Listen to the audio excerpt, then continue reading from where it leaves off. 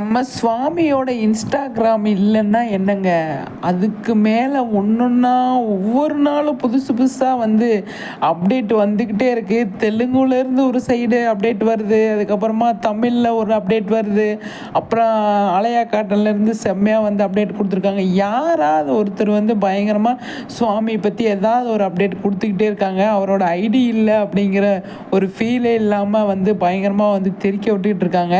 அவரோட Insta ID இல்லை அப்படிங்கிறது நம்ம மனசுக்குள்ளே வருத்தமாக இருந்தாலும், ஆனால் வந்து எதாவது ஒன்று நம்ம சுவாமி பயங்கரமாக வந்து கலக்கிட்டு இருக்காரு. இன்றைக்கி வந்து ஆலயா காட்டன் அவங்க வந்து சூப்பராக ஏஐ யூஸ் பண்ணி அழகாக வந்து செம்மையாக ஆயுத பூஜை செலிப்ரேஷன் பண்ணியிருக்காங்க. பார்க்கும்போது அவ்வளோ சூப்பராக இருக்குங்க.